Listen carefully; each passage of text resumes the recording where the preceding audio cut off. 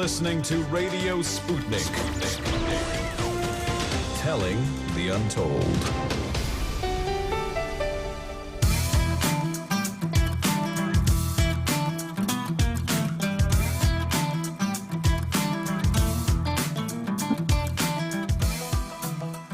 Welcome to Political Misfits, the show that brings you news, politics, and culture without the red and blue treatment. My name is Jamal Thomas. I'm here with my wingman and co-host, Bob Schlehuber. Let's get ready to go against the grain. We have another fantastic show for you today. We're going to start the first hour with a fiery rebuttal to the disgraceful ruling by Wisconsin Supreme Court allowing the Wisconsin primary to occur today in the middle of a pandemic. Late in the first hour, we'll be having a conversation with the intersection between COVID-19 and environmental issues with author and academic Fred Magdoff.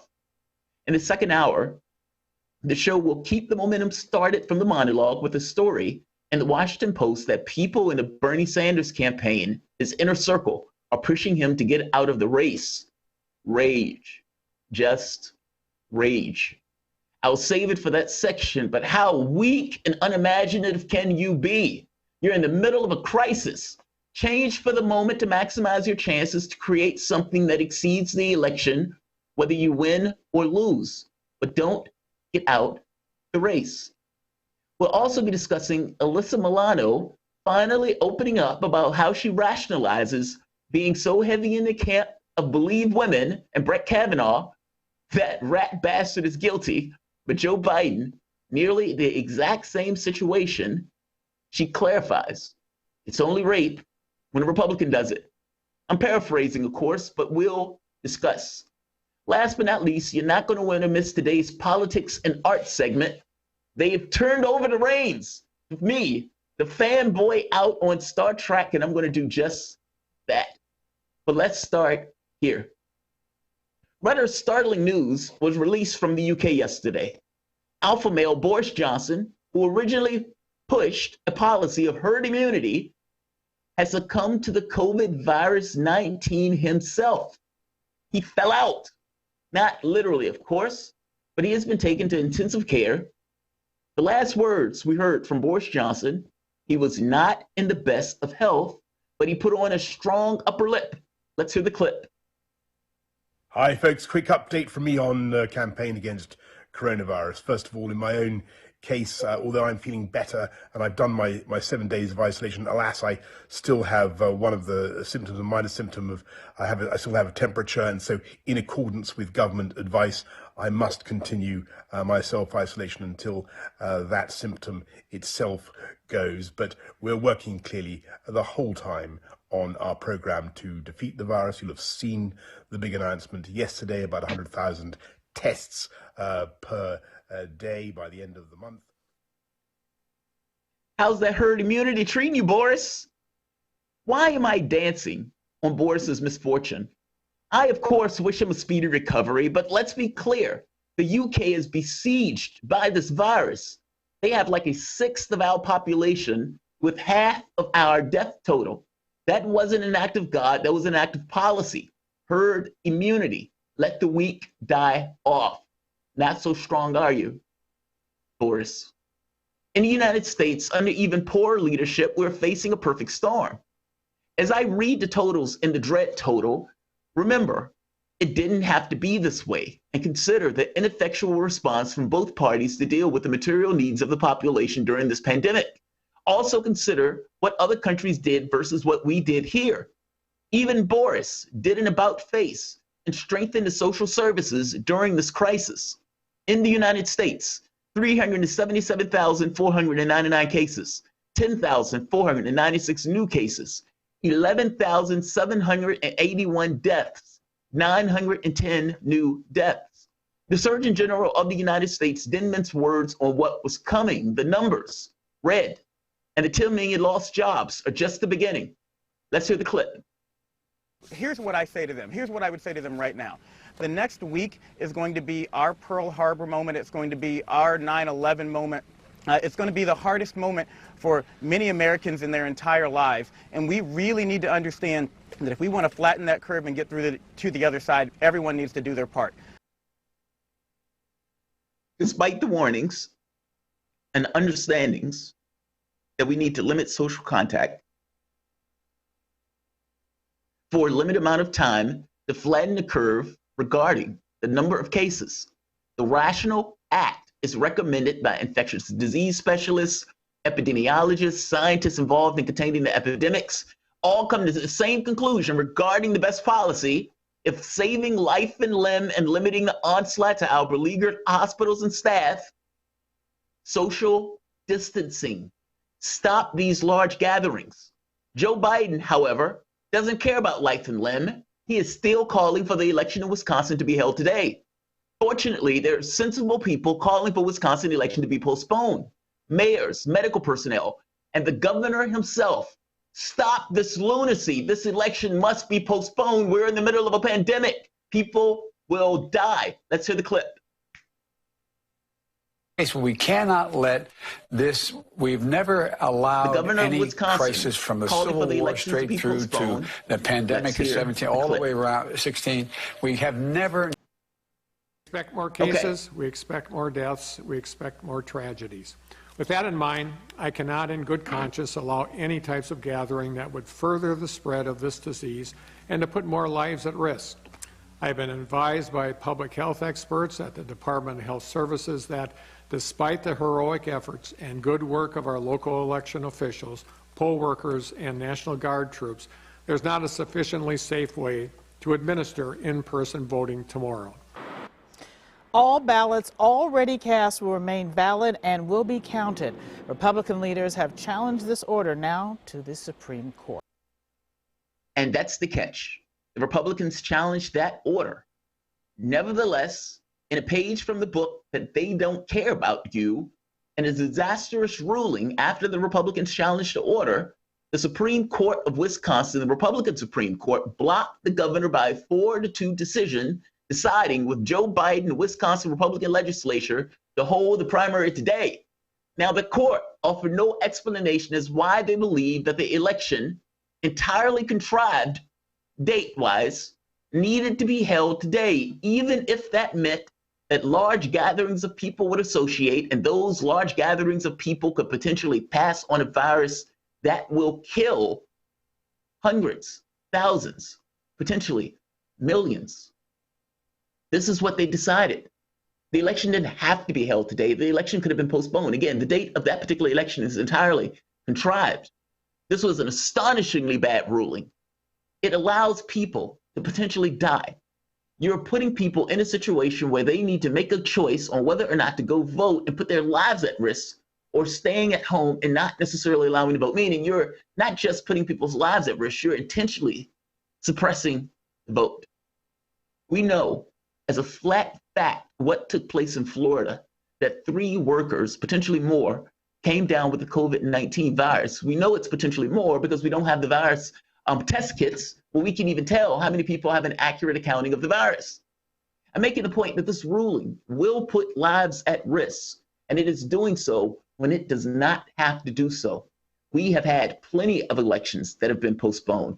The elections that we're talking about today are not the only elections that have been postponed in the history of this country. 15 states have postponed their primaries because of the COVID virus. And even in New York after 9/11, the election in the city in New York was postponed. This ruling is a travesty of justice. Bob, what's your feeling on this? They're putting people's lives at risk. They fully understand that people could potentially die as a result of this ruling, and they don't seem to care. What's your take? I think at least for Wisconsin directly, and speaking to that election taking place, I think it's the old adage for incumbents, the less people know about the election, the better their chances will be. Incumbents do not want people voting in mass. They do not want to wait any months. They do not want everyone to have easy access to mail-in ballots. Those incumbents, Democrats and Republicans, have huge stake, Jamal, in these elections taking place. This all, of course, comes out on top of the big news out of Washington, D.C., 2 smoking guns in the form of trade memos, Jamal, between Donald Trump trade advisor Peter Navarro and the National Security Council. The January and February memos from Navarro to the NSC and top Trump aide Mick Mulvaney warned the administration of the imminent threat the U.S. faced by the COVID-19 outbreak in China. In the two memos obtained by the New York Times, Navarro warns on January 29th, quote, the lack of immune protection or an existing cure or vaccine would leave Americans defenseless in the case of a full-blown coronavirus outbreak in U.S. soil. It goes on to say this lack of protection elevates the risk of coronavirus evolving into a full-blown pandemic, imperiling the lives of millions of Americans. In the second memo on February 23rd, titled Imposed Travel Ban on China, Navarro opened the memo by writing, if the probability of a pandemic is greater than roughly 1%, a game theoretic analysis of the coronavirus indicates a clear dominant strategy is an immediate travel ban on China. Jamal, they knew the risks were so high that they said even if it was a 1% chance of the thing happening, we better do everything we can to prevent the spread. As you know, there were no immediate travel bans, and China and Trump kept on telling the nation he had everything under control. The memos make clear now, Jamal, this is what we've been talking about for the last few weeks. When will this catch up on the Trump administration?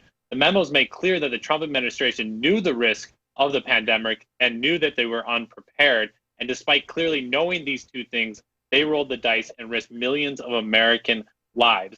Navarro's memo also highlights that there are surely other conversations being held within the West Wing that are not reaching the general public. In the memo, Navarro suggests that under an aggressive containment scenario, a travel ban with China may need to last as long as 12 months for proper containment.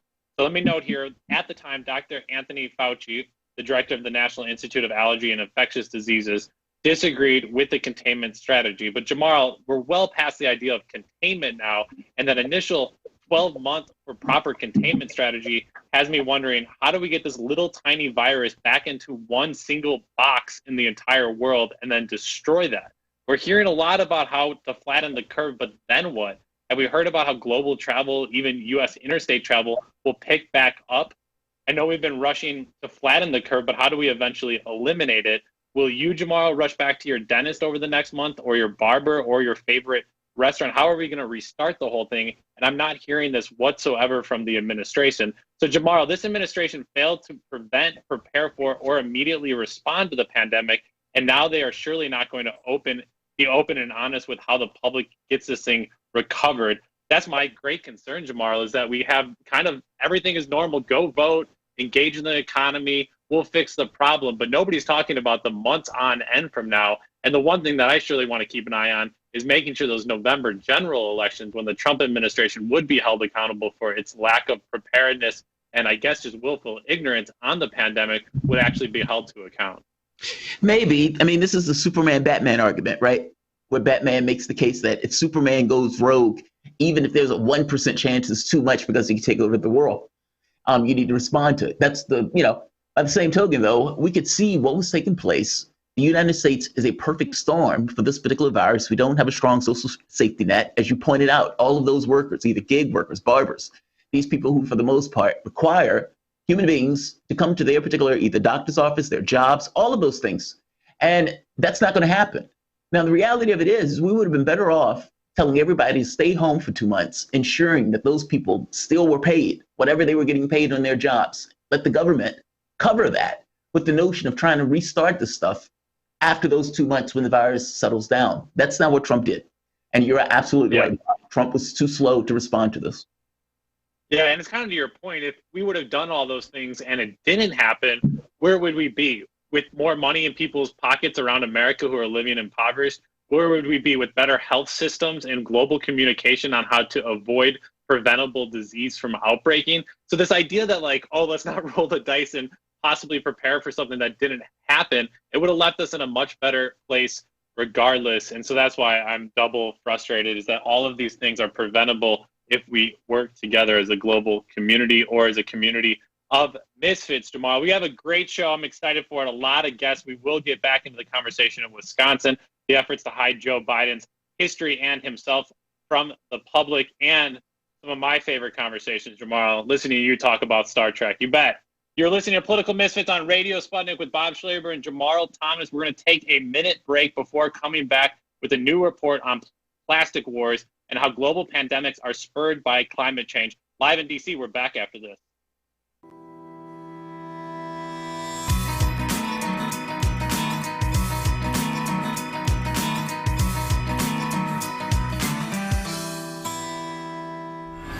Feeling kind of blue, but maybe also kind of red, and kind of purple, and kind of alone?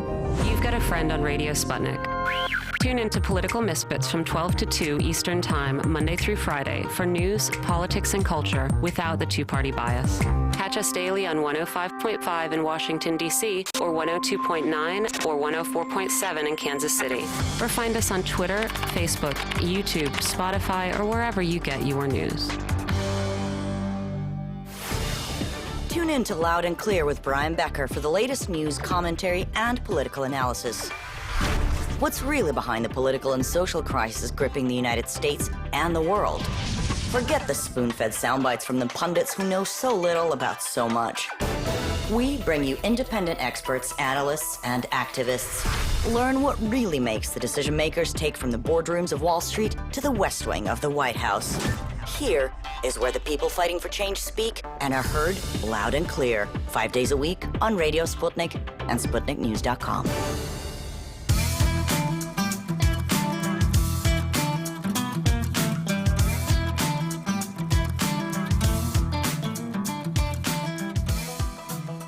Welcome back to Political Misfits, the show that goes against the grain. I'm Bob Schlehuber here with Jamarl Thomas. Give us a call, 202-521-1320, to let us know what is on your mind, or tweet us at Sputnik Misfits. That phone number again, 202-521-1320. You might be listening to us on 105.5 FM in Washington, D.C., on the Progressive Soapbox, on YouTube, maybe on Facebook, or live on SputnikNews.com. Check us out wherever you listen to podcasts if you're not able to listen to us live and catch us later on this evening. We continue our conversation now to look at the intersection of climate change and global health pandemics.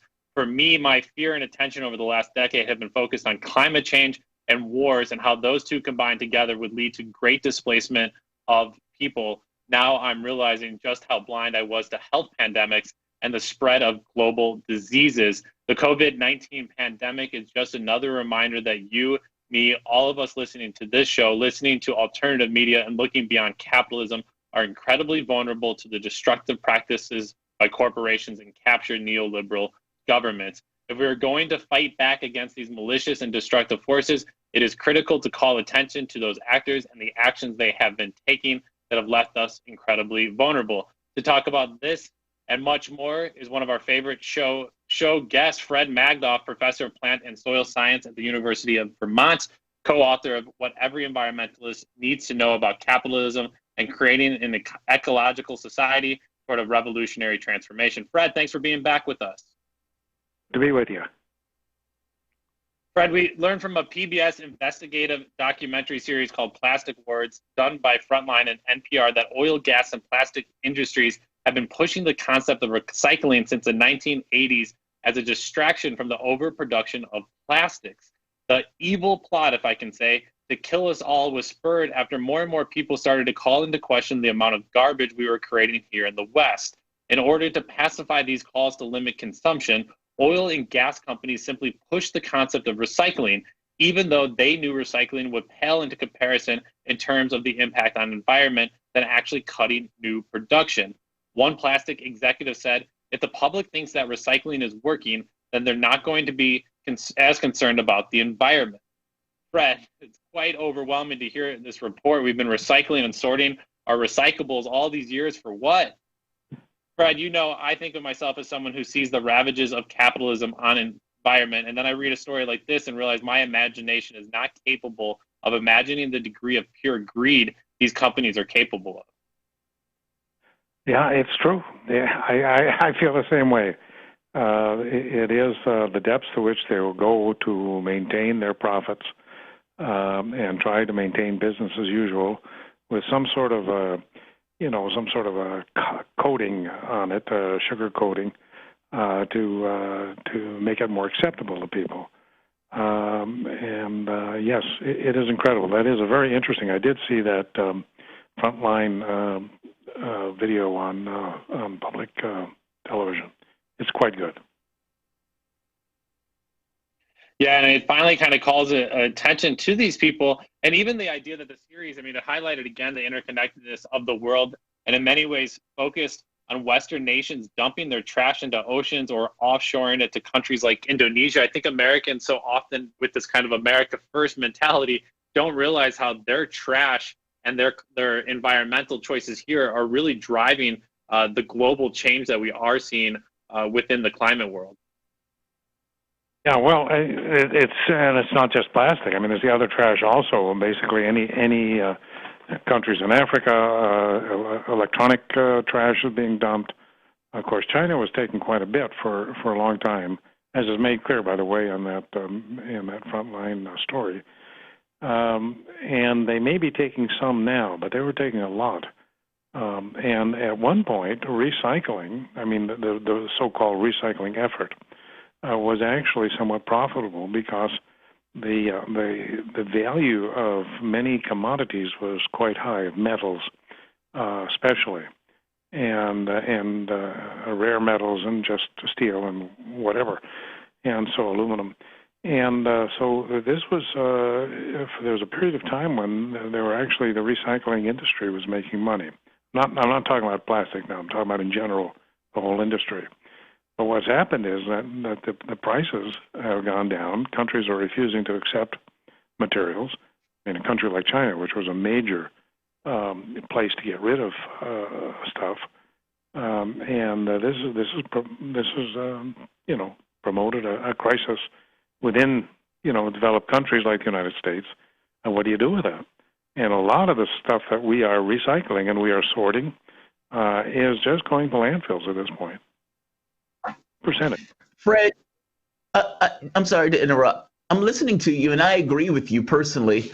If I'm putting myself into the position of, let's say, somebody who owned a business or something, you're basically making the argument that we need to use sustainability as opposed to recycling. Recycling is somewhat of a dog and pony show. I tell my wife, I joke with my wife, telling her, I was like, the recycling thing that you're doing is making you feel good. The issue is not necessarily you as an individual, it's the companies and the corporations around the world that have these kind of big industries that dump this stuff into our waters, or for the most part, make products that we claim to be able to recycle, but ultimately never ever match up with the amount of waste that we're creating. We need sustainability.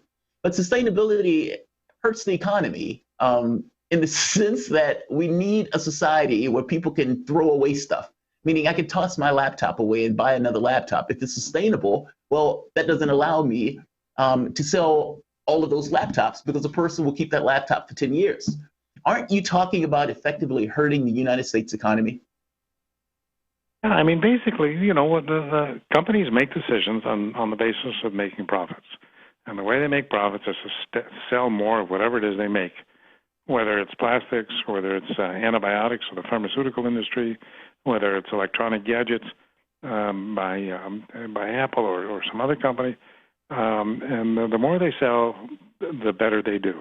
So the question isn't, what should we make in order to satisfy people's needs? The question is, what can we make and sell in order to make the most money?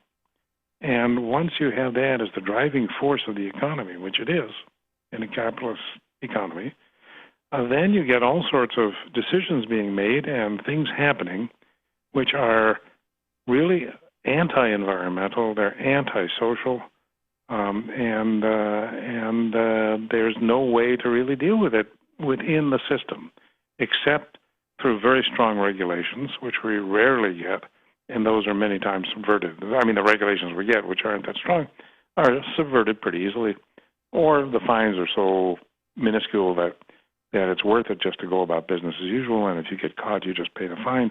It's just one of the costs of doing business. So it's the way decisions are made and carried out with the goal of profits, of more and more profits.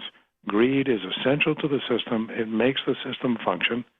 If there was no such thing as greed, capitalism would just fall to pieces.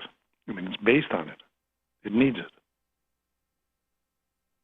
Yeah, Fred, I think a lot about these ideas of revolutionary transformation. And for me, it often comes in moments of crises where we can see the failure of current systems to meet our basic needs to protect the environment, protect the earth. And so we're seeing these failings all around us. I'm curious how you're seeing opportunities arise to have transformational conversations about how we engage with the climate, engage with sustainability, and engage in new systems that actually prioritize health of people, education, shelter, and not just the profits.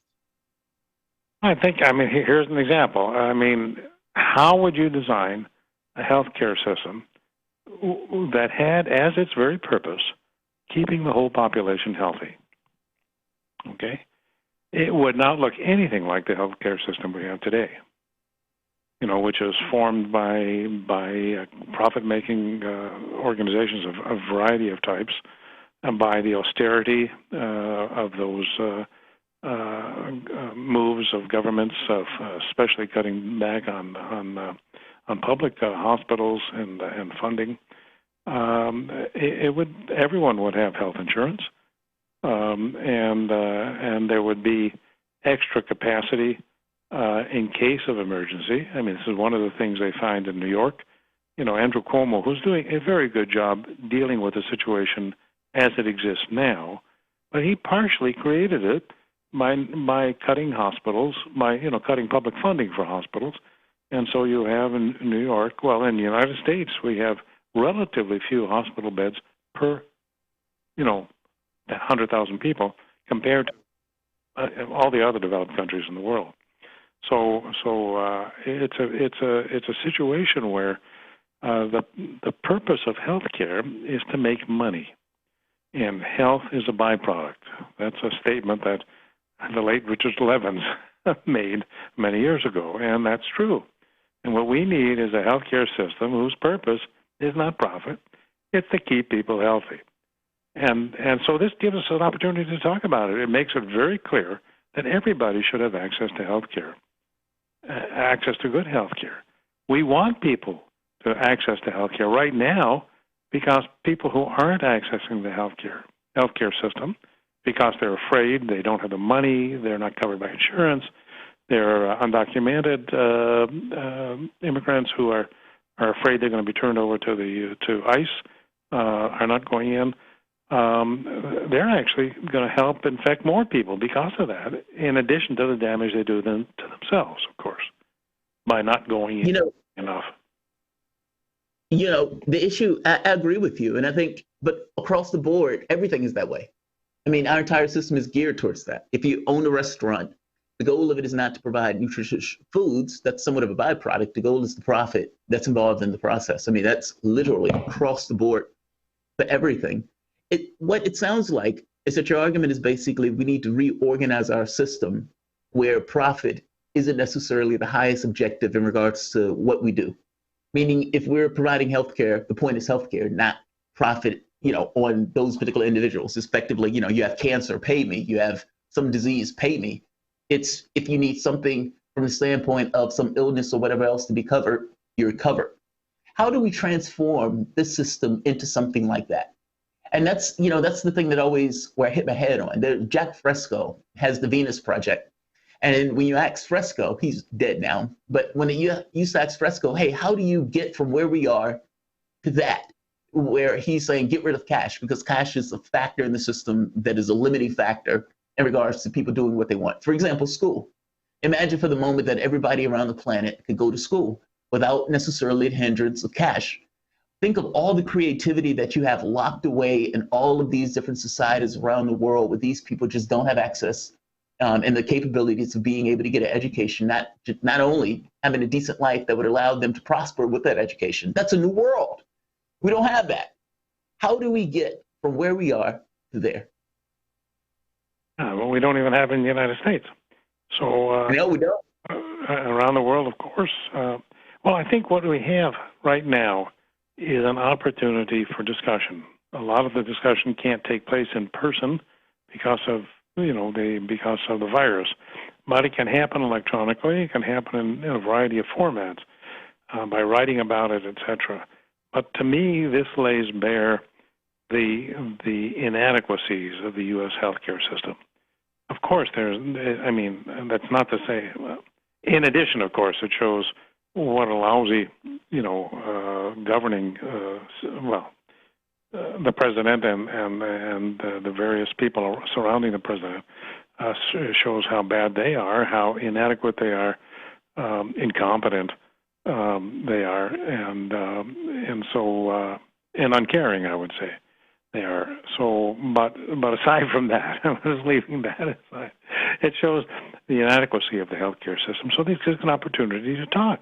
We can talk to other people. We can write about it. We can talk about it on radio. Shouldn't everybody in the United States, let's just talk about the United States for now, have good health care? And one of the ways to at least bring people into the fold who might not agree with that is say, listen, if they don't have good health care, when something like this happens, people who don't have the health care and don't get tested and don't go to the hospital when they should go to the hospital, they're going to help spread the disease. They're going to put you more at risk. So in a way, you can talk to people about their own self-interest by having a better healthcare system, and you can also talk just about the humanity of it. That there is no need for people. There's a story in the New Yorker this week, the New Yorker magazine, about women in Alabama having very African American women having their excuse me for my dogs. It's okay. I have dogs too that intrude on the videos at times, so I totally understand. Let me ask you this: is it possible to have an environmental solution under a capitalistic system? Those things seem to be antagonistic to one another. It's kind of like capitalism and democracy. The two don't necessarily sit easily together. You have the 1%ers who want as much power as they can get, and you have a democratic system that completely intrudes upon their ability to effectively own and control. Well, the same thing is true to some degree about capitalism and the environmental system, or trying to create some kind of movement in order to get some kind of environmental change accomplished. The oil companies don't want to give up their control. Agriculture and gas don't want to give up their control. Again, the entire point is profit. And having any kind of environmental system that tries to do anything about climate adversely affects their profits. How do you get that movement to actually intrude upon that and actually make gains? And what do we miss from the standpoint of people who are in the environmental movement or some of these other movements that are trying to get something done? What do they miss or what do they get wrong in regards to the way they're pushing for these items? I think that many people in the environmental movement, I'm talking about well-intentioned people, not the so-called environmental, people in the plastic industry, the ones we're talking about. I'm talking about really good people. I think they just can't consider another system of organizing society, another way of doing things. There's so much within capitalism. There's so much. It appears natural to us. It appears as if it's natural, just like the water we drink and the air we breathe. Capitalism appears to be a very natural system. The problem is that it is a very destructive system of the environment. The way it operates. I mean, this is the case we're making in the book, What Every Environmentalist Needs to Know About Capitalism, and then the book, Creating an Ecological Society, that you can't regulate your way out of the environmental and social issues that we face under capitalism. You have to have a different system in which the whole purpose of the system is to produce goods and services so that people can live good lives. And I mean that in the fullest sense. And yeah, absolutely. Yeah. No, Fred, I wanted to we have a few minutes left with you here, Fred. I wanted to get your thoughts on some new data from the International Renewable Energy Agency. According to the new data, over a third of the world's power now comes from renewable sources, a record. Included in the data is another record. Almost 3/4 of new electricity capacity brought online in 2019 came from renewable sources.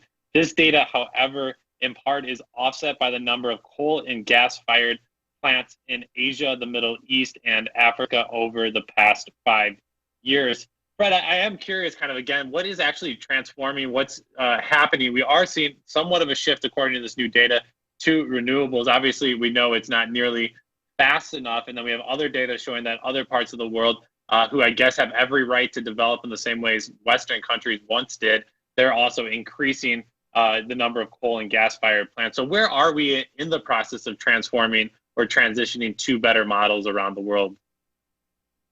Well, what's happened is that basically wind and solar energy has become some of the least expensive energy that you can get now.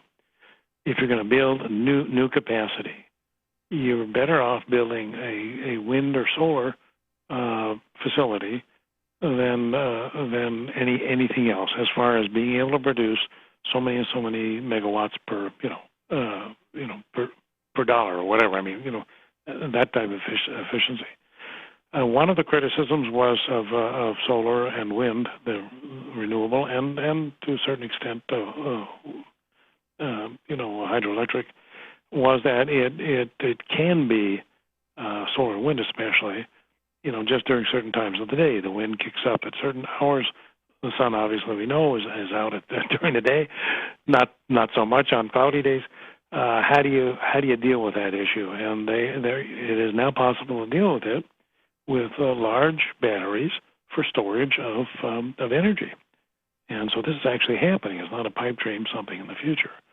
So there are technologies there, but still, we got to remember that so much energy, and this includes electricity, is being used to do to make wasteful things or to carry out wasteful operations, and so that it's not just an issue of switching to renewables. It's also an issue of cutting out the wasteful use of energy.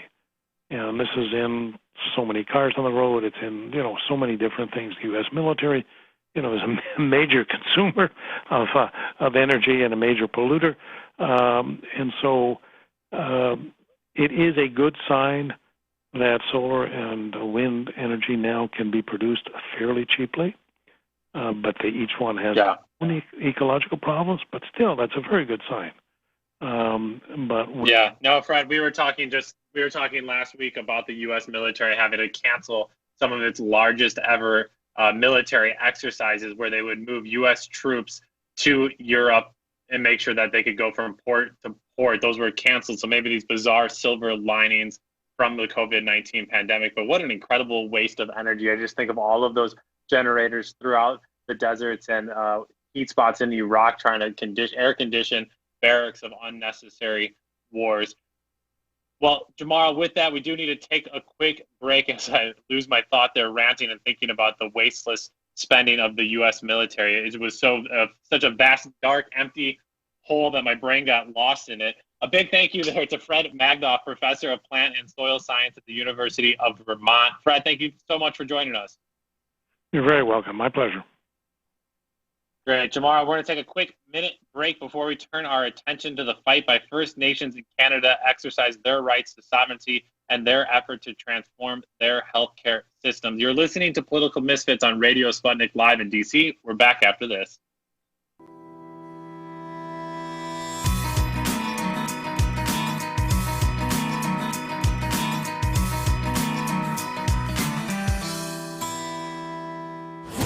This is Dominic Carter, a political reporter in New York for Verizon Fios TV News.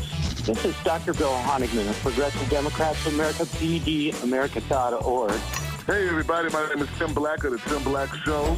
This is Tom Luongo of Gold Coast and Guns. Hello, this is Benny Johnson.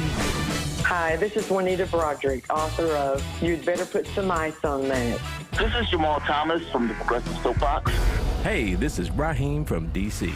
This is Rachel Blevins, a correspondent with RT America, and you're listening to Fault Lines with Nixon and Stranahan. When I'm waking up in the morning and I'm looking for what's on the queue for the day, I tune to Fault Lines with Nixon and Stranahan. The wokest radio show for your wokest AM. These guys are the best in the business and experts when it comes to policy. They're bringing you the top headlines with an angle that you won't see in the mainstream media. Fault Lines is the greatest show on the radio. I enjoy immensely talking with Lee and Garland. They always treat me from either side with due respect, and it's a wonderful conversation. The best morning news show in America. Fault Lines with Nixon and Stranahan. Lee and Garland speak truth to power from the depths of the swamp itself, right here on Radio Sputnik.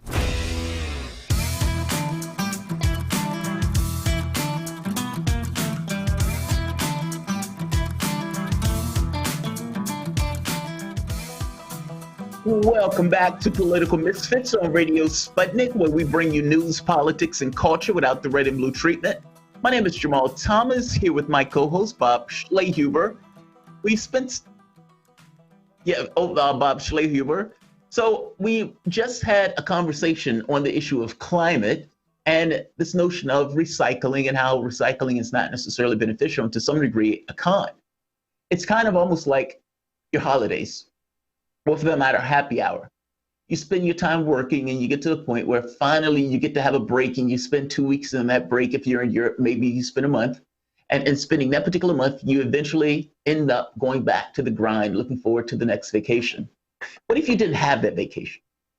If your life was just dredge and day in and day out where you had to go every day, 12 months out of the year, would you get so angry and infuriated that you would change your particular circumstance?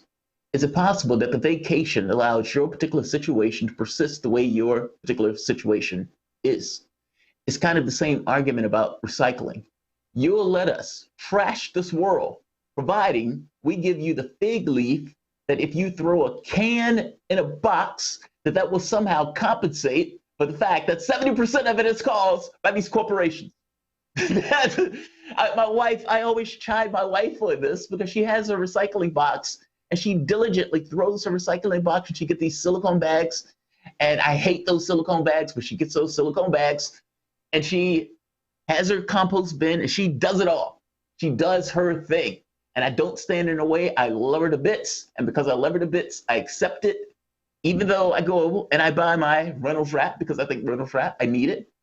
Just making the point that putting it can in the bag makes you feel good personally. But in regards to real terms, in regards to what is wrong, it doesn't necessarily hit the problem. And to some degree, it gives you a Band-Aid to make you believe that something is taking place, when in reality, the larger part of the issue is all across the United States in regards to the way that corporations waste our resources within the context of the environment. You could have a computer that could last for 10 years where you would change the innards of the computer. Think of everything that goes into making a computer. Think of everything that goes into making the products that you use.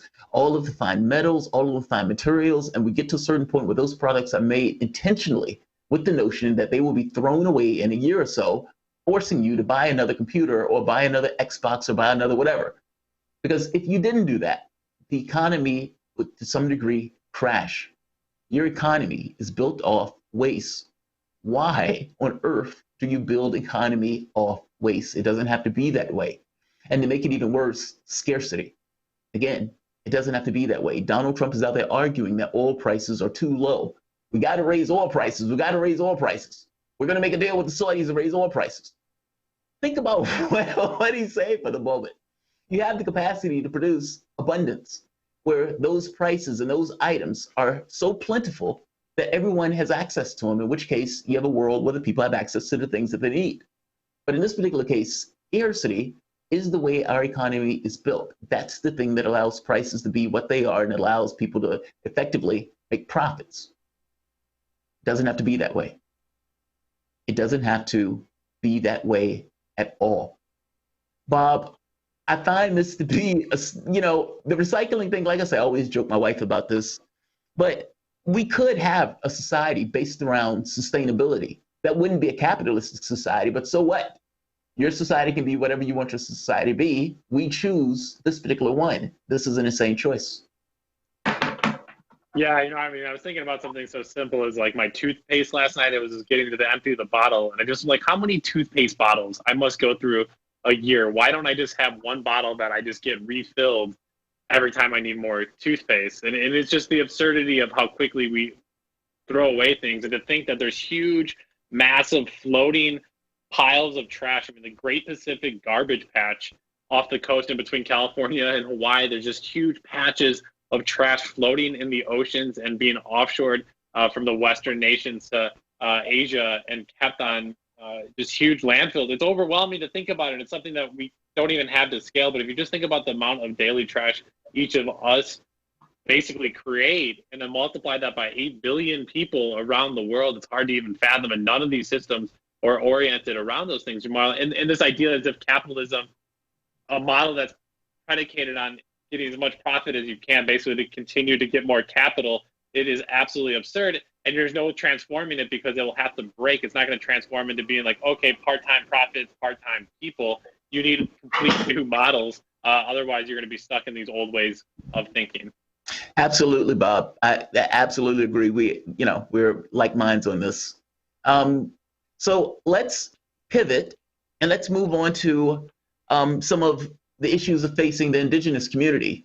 As you guys know, common listeners of ours, we spent some time over the past couple of weeks talking about the ways the coronavirus pandemic is revealing the existence of inequities in social systems around the world and the opportunity it brings to reconsider those systems.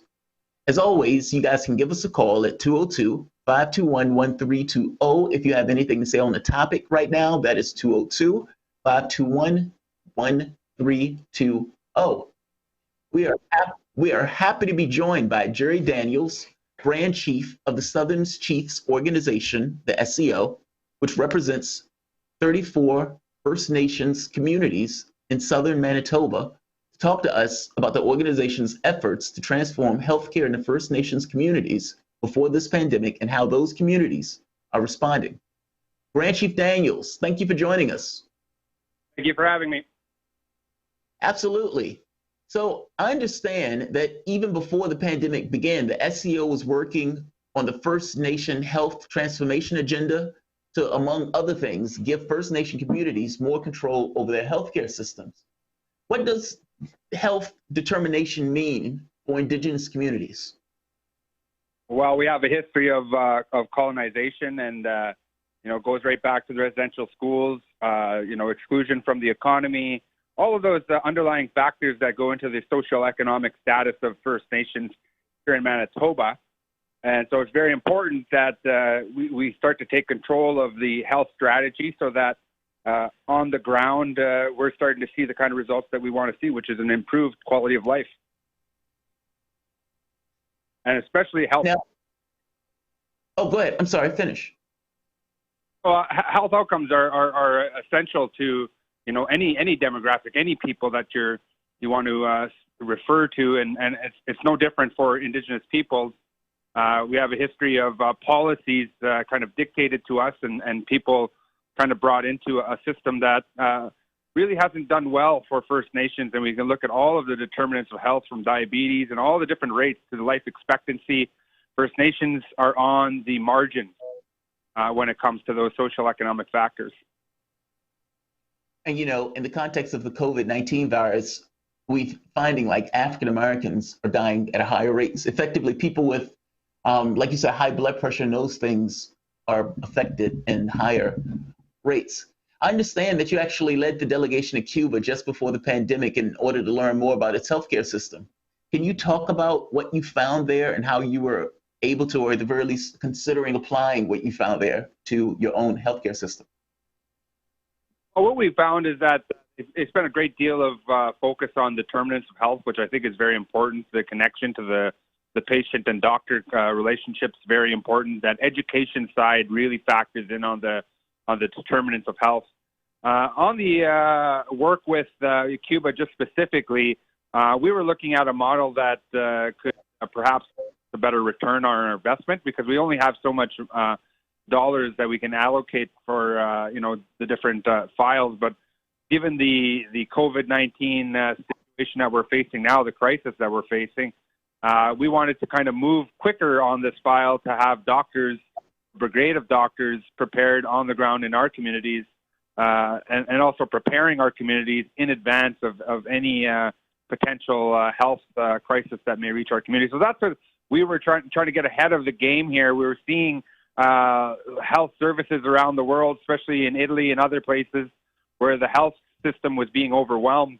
We didn't want to see that same situation here, given that we've had a history of colonization and very much a lot of systemic barriers when it came to health. And we have point examples with Brian Sinclair here in our region and others where Indigenous peoples were neglected.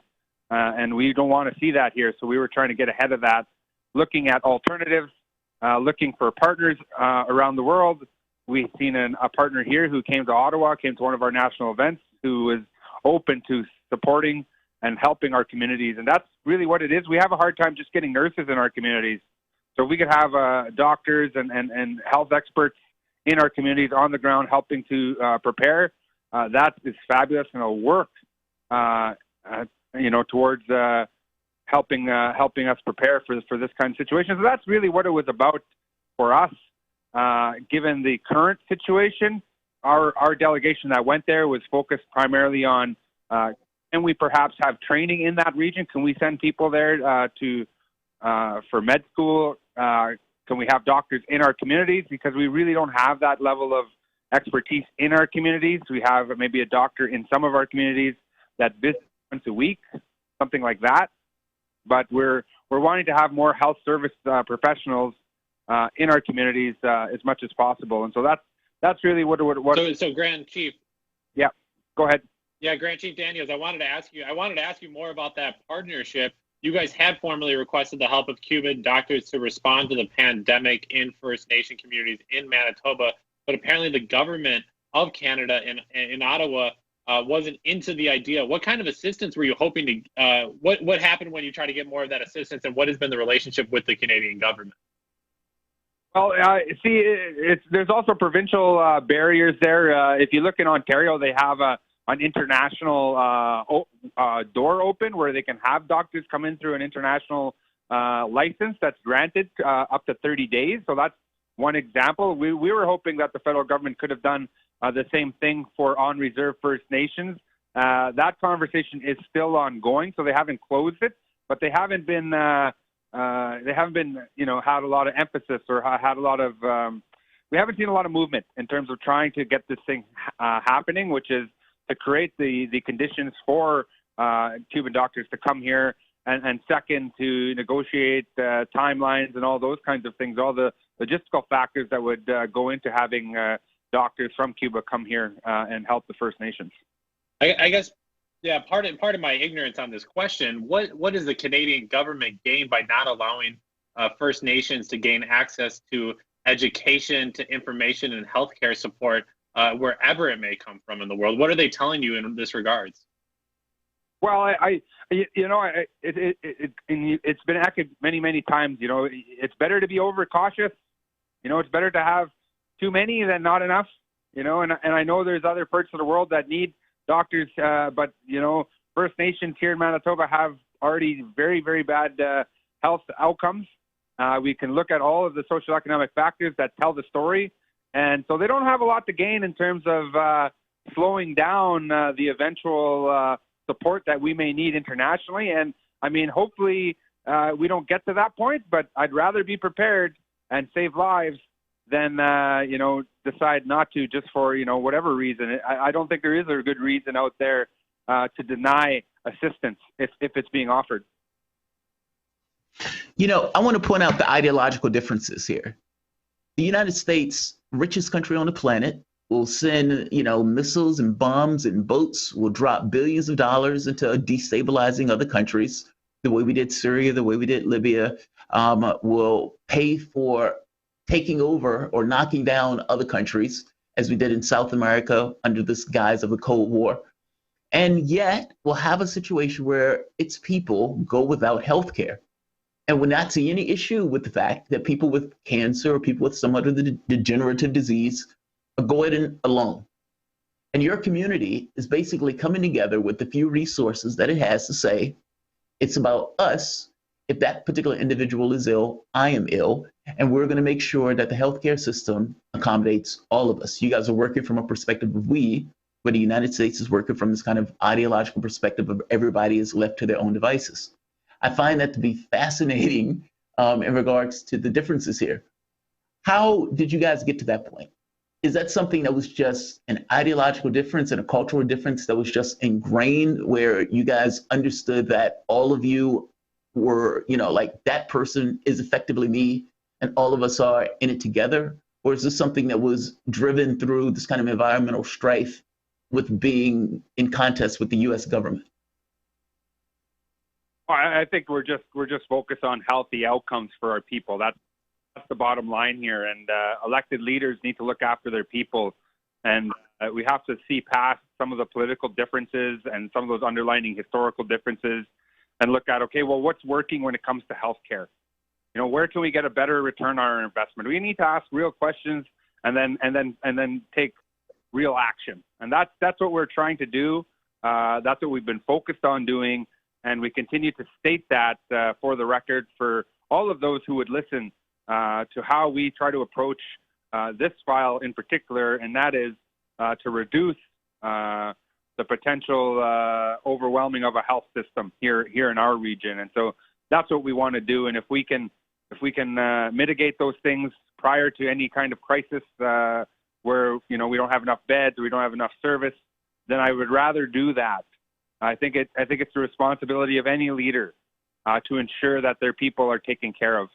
And partnership and friendships between countries and around the world are shown in these kinds of times. They're shown for what they really are, because it's not what we say or what we think. It's what we do and how we go about doing it that reflects our values as humans, as humanity, as people who are part of this larger family. And I hope that people are paying attention and looking to make the proper decisions on a go-forward basis as it refers to this kind of a situation, which is healthcare and the COVID-19 crisis that we're facing.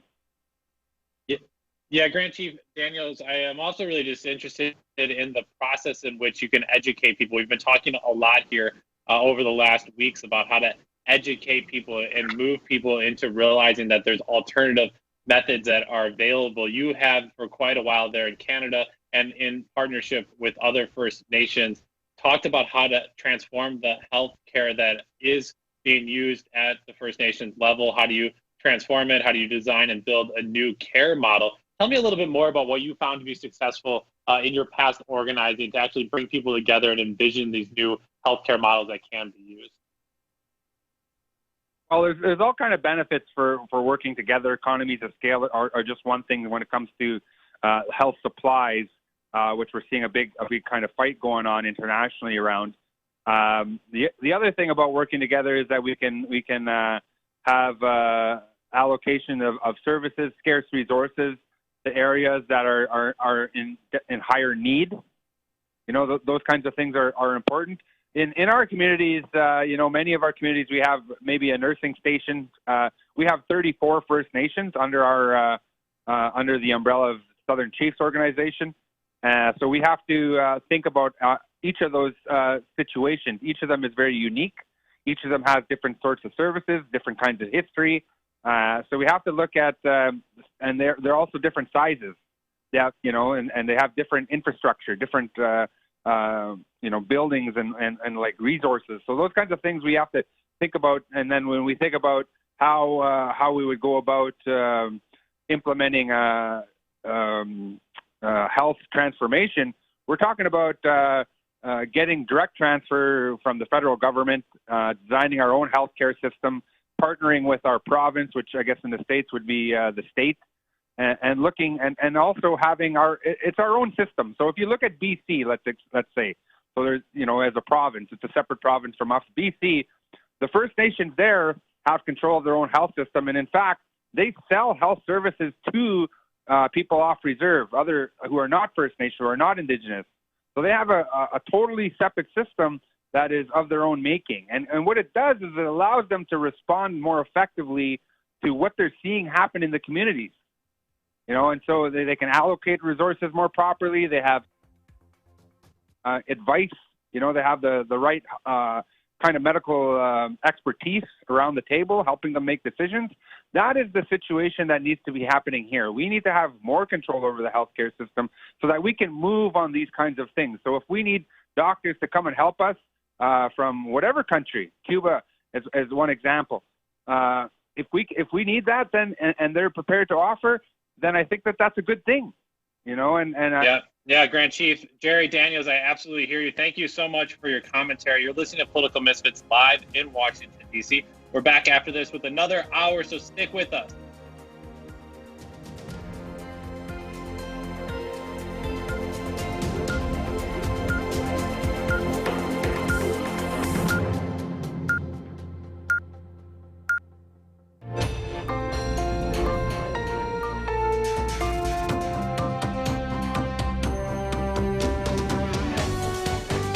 listening to Radio Sputnik. Telling the untold.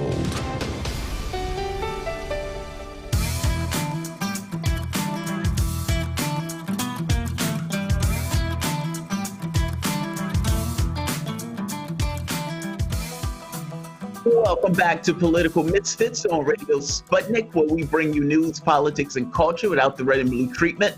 My name is Jamal Thomas, here with my wingman and co-host Bob Schlehuber. Lots to cover over the next hour, including a stridently hypocritical and rather shameful and not so charmed explanation by Alyssa Milano on why she's backing Joe Biden in spite of being accused of rape. Also, there's a rather hilarious story that we're not necessarily going to get to today, but we will get to at some point about Whoopi Goldberg and the View audience falling flat on their face. We also have conversation about Wisconsin and an election that is going to take place in a shameful, disgraceful choice by the Supreme Court or to Republican Supreme Court to continue to hold that election. We have people who are on the ground in Wisconsin. As always, you can give us your calls and tweets. They are amply appreciated. 202-521-1320. That is 202-521-1320. So, Bernie Sanders has remained in the primary. He's been the only sensible person in the room in this particular crisis. Let me tell it anyway. Let's hear Sanders make his pitch on what needs to be done to deal with the COVID-19 crisis.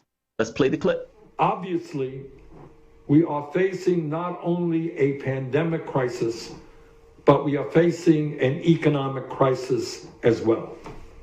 As I think all of you know, last week, 3.3 million people filed unemployment claims. This week, that number doubled to more than 6.6 million claims. That is, over a 2-week period, almost 10 million people have filed for unemployment. And that is far, far more unemployment claims than any time on record. Incredibly, more people have already lost their jobs in this downturn that we are experiencing right now than in the entire Great Recession of 2008. Compassionate, empathetic, rational. So this morning, when I saw the Washington Post that I just recently paid for, an article, the title, big bold letters, some top Sanders advisors urge him to consider withdrawing. I was triggered, apoplectic. How weak, when they asked every last Democrat on stage, including Warren, who, by the way, ran the race without a chance or even a chance to win her own state. And after going from stadium to stadium screaming that she was against dark money, grifting votes, grifting cash, and all of these people who thought she was against dark money, she was entirely against it. She wasn't going to take dark money. Yes, she was for dark money before the race. Yes, she was going to be against dark money in the race. But right now, at this very moment, she strongly is against dark money. Super Tuesday, without a chance to win her state, without a chance to win any, the Democratic primary at all, takes a super PAC, splits the vote, allowing Joe Biden to give the killing blow. Every last one of those Democrats on that debate stage said they wanted a broker convention. And you're going to tell me that your group is telling you to get out of the race? Where's your fired anger over that? Where's your indignation? Where is even just the basic level of human pettiness to stay in the race? Even if you have to transform what you are doing, the notion that they're telling you to get out of the race is abominable. How does that not make you angry? To discuss, we are joined by creative activist and journalist Eleanor Goldfield, co-host for the podcast Common Censor, along with Lee Camp and frontline organizer. Eleanor, welcome to the show. How are you doing today? I'm doing pretty well. Thanks for having me. You welcome, absolutely welcome to the show. So let me go through a piece of this article just so we can understand what the article is making the point at. Some of this advice I think is entirely horrendous. A small group of Bernie Sanders' top aides and allies, including his campaign manager and his longtime strategist, have encouraged the independent senator from Vermont to consider withdrawing from the presidential race, according to two people with knowledge of the situation. The group includes campaign manager Faiz Shakir and Representative Jayapal, a top Sanders surrogate and ally, according to the people who spoke on condition of anonymity to describe its sensitive private discussions. These are effectively leaking to try to push this along. Jeff Weaver has privately made the case that exiting the race more quickly and on good terms with Biden will give Sanders more leverage in the long run. According to one of the people, the other said Weaver has used a light touch in presenting his case, a light touch. Now, Eleanor, tell me, do you believe that if Sanders gets out the race, his clout, his ability to influence and get some level of concessions goes up? Now, keep in mind, Joe Biden's aide, when asked about this, said, look, I don't believe Sanders is going to get anything else. Now, mind you, Sanders hasn't gotten anything, but he's basically saying Sanders should just get out the race. He's not going to get anything from Joe Biden. Do you believe that Sanders' clout and his ability to get concessions goes up if he just drops out of the race? You tell me. Absolutely not, and I'm very sorry that you've started getting the Washington Post. I masochist. But no, of course not. And I think what they're trying to do is they're trying to appeal to Bernie's history of playing nice with the Democrats. You know, after every debate and after particularly when coronavirus first started hitting us, people were saying Bernie needs to really get mean now about how the Democrats are failing us, but that's not how Bernie works. Bernie has never really gotten vicious in terms of putting the Democrats, highlighting the Democratic failures of that party. And so I think what they're really trying to do is appeal to him and say, look, you know, let's play politics here. You know, you scratch my back, I scratch yours. You'll get some concessions, which is absurd because Biden just recently released an ad which basically says Medicare for all would be an affront to his dead son, which I would love to know the logic behind that one. But I mean, the idea that he would get any concessions by dropping out is absurd. They just want to get him out of the way because right now he's continuing to highlight just by talking about things like Medicare for all and, giving folks $2,000 a month until this crisis is over. He's highlighting what could easily be done, but will not be done because our system, both sides of the aisle, have never been interested in helping people. They've been interested in helping themselves and helping the profit motives. But see, Sanders, and you know what, this is why my feelings towards Sanders is complicated. Because ultimately, Sanders is running this race, making this argument about these existential issues. It's like 500,000 people are going bankrupt. That's horrendous. That's a human being going bankrupt, going broke. He has family, he has issues that he needs to attend to. And even if they do get out the hospital, many of those people are not able to match the same economic output they were putting before. That's a crisis. You have people living on the streets. You have people who can't get health care. You have people with student debt. You have all of these crises that Sanders has put a box around and said, this is what I want to accomplish.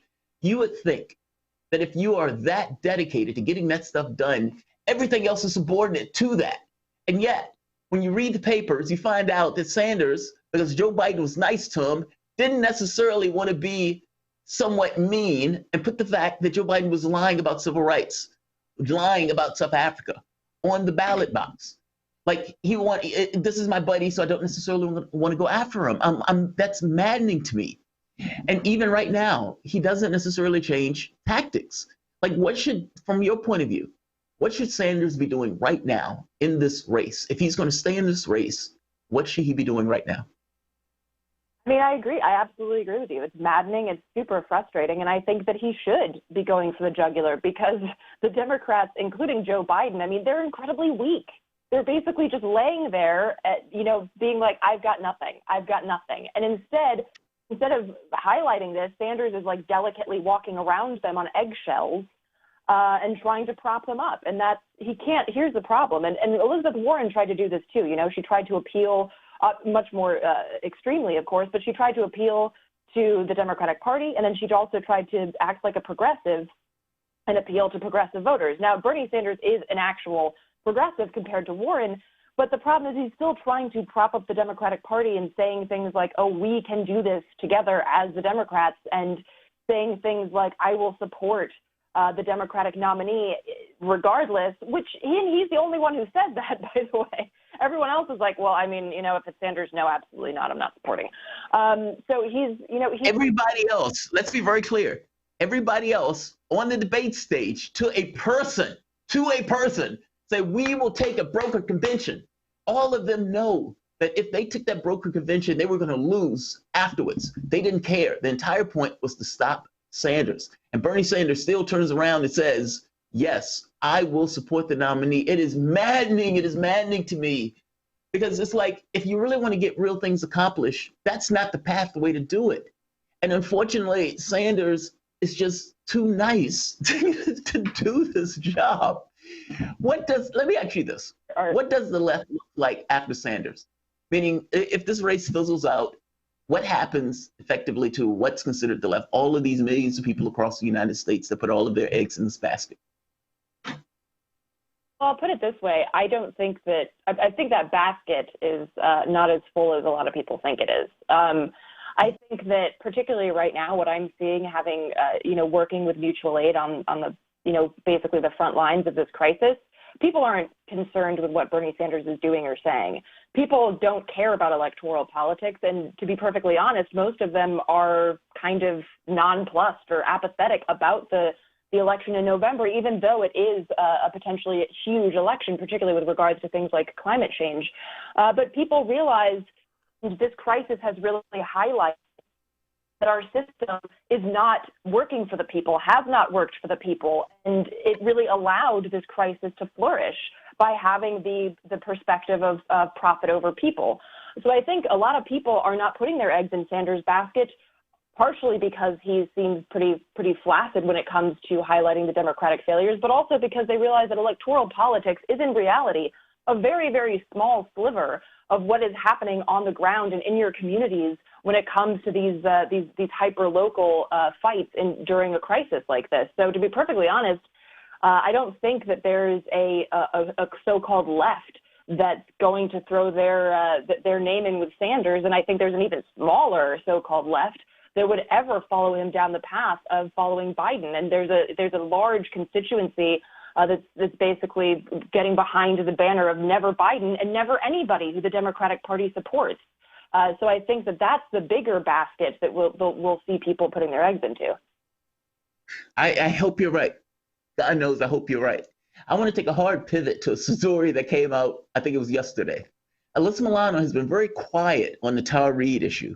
Now, when Brett Kavanaugh was up for this, was accused by Ford, Alyssa Milano was very serious. I back women. Believe women. Believe women. I believe Ford. I believe Ford. I believe Kavanaugh is guilty of sin. That rat bastard shouldn't be on the Supreme Court bench. Fair enough. I believe Ford too.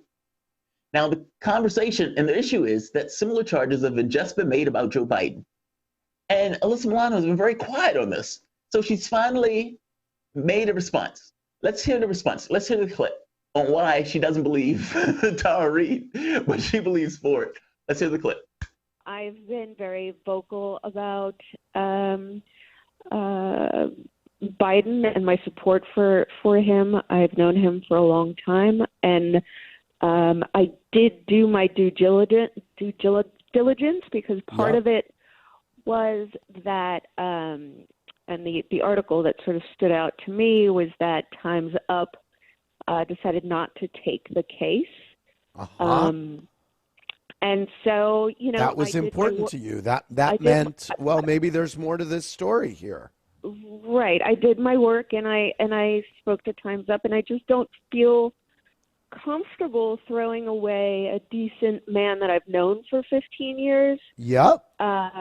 In this time of complete chaos without there being a thorough investigation. Yep. I'm sure that mainstream media would be jumping all over this as well if we weren't in a pandemic. Or if there was more, if there.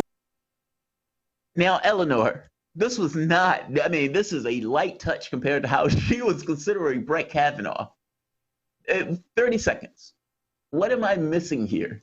How on earth does she consider Kavanaugh this way, but not Joe Biden this way? Not to mention the organization that she mentioned there, Time's Up, is affiliated with her. So what am I missing? How is this level of hypocrisy okay here? This reminds me of the question, like, how can a person with black friends be racist? The same way that a serial killer can have friends who are alive. Just because she's known Biden for 15 years and he hasn't sexually assaulted her doesn't mean that he doesn't sexually assault people. And if you were going to have this stance that you believe survivors, at least enough to get to the point where you look into their case and don't let some arbitrary organization tell you what's true and what's not.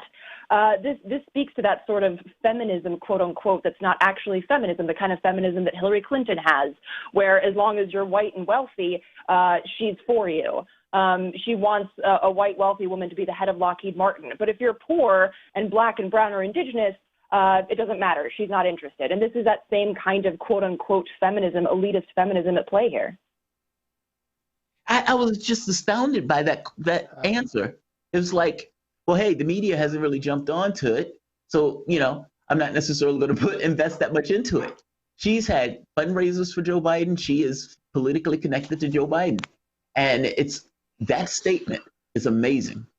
Bob, what did you think of that? Jamal, well, I guess as I just wanted to, as we talk about Joe Biden, one thing to remember here, which is remarkable, is that Joe Biden is on a ballot in Wisconsin where people are voting for the next Democratic presidential nominee. It's like mind-blowing to talk about all of these things, and yet here we are talking on Political Misfits on Radio Sputnik while people in the middle of a pandemic are actually going to vote in Wisconsin. We're talking a little bit more now, as we have talked about at the top of the hour, about those elections. Despite Wisconsin Governor Tony Evers attempting at delaying the election until June, the state Supreme Court ruled late yesterday that the election must be held as scheduled. We continue to be joined by creative activist and journalist Eleanor Goldfield, and are now joined by Wisconsin State Senator Lena Taylor. Senator Taylor, how are you doing today? I am doing great. Thank you so much for having me. I appreciate the upbeat energy as we all turn our attention there to your state of Wisconsin. Voters are still heading to the polls. What's the day like been for you? This has been a full day of things that you could have never told me that we would ever have to experience.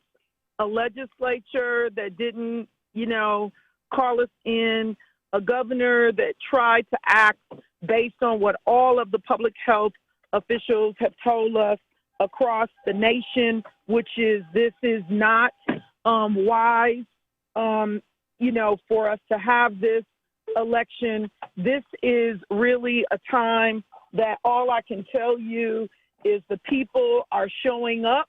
Since the legislature did not act, the Supreme Court, both of the state and the U.S., overturned the governor's decision to say no in-person voting today. People have still come out to vote. I just got done voting myself. It was a 2-hour process for me. The lines are wrapped for blocks, not to mention the drive-through voting that is also happening for people who are seniors and disabled. They are giving everyone a mask and gloves that want them and asking everyone to wear them. They have the floor marked off at a six foot difference, so that you are doing social distancing. This is something that we've never seen. I was number 97 in my polling location. Yeah, it seems just like a bizarre thing again to vote in a pandemic. And then you think, at least my personal self, when I go to a grocery store, I go out, I'm saying to myself, well, let me be here as little as possible so I can go home. And so you're saying up to a 2-hour wait. Is that pretty consistent in other polling places you're hearing from? It is. I've heard that most people's wait has been about 2 hours. If someone is in line at 8 p.m., they will still be able to vote. So basically the last ballot may be cast around 10 p.m., depending on how long the lines stay this long, for the rest of the day. It's an unprecedented experience, of course. But the turnout, if I could say to you, is if I could say that this turnout is historical. Also, it feels like, especially because of all of the suppression that is also going on. I don't know if you all know that the mayor did illegally enter a polling location. The media here refused to put it in the news. The police department refused to investigate, and the election commissioner refused to investigate it and hold him accountable. The lie that was told is that he went in because of coronavirus, and then they closed that early voting site. He also had been exposed to the coronavirus and then self-quarantined himself, never telling the people that he had been exposed when he went in that site. In addition to that, they closed those sites. They had to reopen early voting because the mayor and his corrupt administration and election commissioner closed those sites against law. And so the state election commission told them that they could not do that. So they reopened early voting after having it down for nearly a week. And then they didn't open 3 sites. They reduced it down to 1 and made it seem as if people could only drive through without telling people that they could also walk through. And then after that, they've now done this, 180 polling locations we normally would have. They've reduced it down to 5. It is shameful what they have done. Yeah, it's a full affront on democracy and on communities that have been historically oppressed. And on the other end of things, we're seeing the ravages of the pandemic when it comes to health disparities across the country and who exactly is dying from the disease. As of Monday in Milwaukee County, the 45 people confirmed to have died from complications of COVID-19. At least 33 of them were African American. Senator, it seems obviously that the most oppressed by capitalism and racism will bear the brunt of these deaths. There is no question. And if I could just make sure that you know, our county executive, Chris Abley, made a statement maybe about a year ago, I think now, that said that racism was a public health crisis in Milwaukee County. It took the county executive to say that, not the mayor of the most segregated city in the nation. It is why I am running, because of the inequities that exist in this city. And very candidly, we lead in mass incarceration. We lead in the worst disparities for African American children in school between white and black kids. The racial disparity gap is huge. Worst reading scores in the nation, some of the worst health disparities in the nation. And I said right away that this mayor's failure to have a sense of urgency for the coronavirus epidemic and crisis was no different than his failure to move on the lead laterals that he did not move on, which has caused lead to be in the water of residents in Milwaukee. He fails to have a sense of urgency for all of the things that are crisis: mass incarceration, corruption by our police department that's cost us more than $35 million and counting in the last 5 years in settlements. This man has been in office for 16 years as the mayor, and what will he do in the next 4 that he could not have done in the last 16? Nothing. It's time for a change. It's why I stood up. It's why I'm going to vote. It's why you see the disparities that you do. Before we had the epidemic with coronavirus here and the disparities that are existing with African American, we had the same issue of individuals being turned around at hospitals and health organizations here. We had a woman die saying she could not breathe just less than 2 months ago, being turned around at a hospital. My question is, did she have coronavirus? We don't know. But what we do know, this is the experience that too many people of color and of low income and disabilities have in this community. It's time for a change. Yeah, it's crisis on top of crisis. Eleanor, I want to ask you, there, somebody that's highlighted in your work the crises facing rural communities in places like Ohio, Pennsylvania, and West Virginia, incredibly poor parts of this country that have been ravaged by the America's ruling class basically taking wealth and money and pocketing it, sending it to corporations and banks. It seems like they'll also bear the brunt a lot of the COVID-19 ravages. Yeah, absolutely. And rural hospitals have been closing around the country for years now, and they continue to close. A friend of mine is working in West Virginia right now as an emergency room doctor, and she's close to absolutely falling apart because she can't take care of her staff. The people running the hospital are only interested in the profit motive, which is a similar song that you hear around the country. And it's at the bottom line of all of this, like what the senator's talking about and what we're talking about here, is that people are not important. People are not even going to get their absentee ballots in Wisconsin until days after the election, which means that they obviously won't be counted. We've never had a democracy in this nation. The idea that we have a democracy is a lie, a whitewashed lie. And this only goes to prove that in times of extreme crisis and disaster, this is what matters, not people. And I'll also point out that it's really funny to me that a Republican-heavy Supreme Court pushes this forward when Republicans are stereotypically the ones that are interested in states' rights and states having the ability and the right to decide for themselves without the oversight of the federal government. But of course, that's not something that they want to uphold in times like these.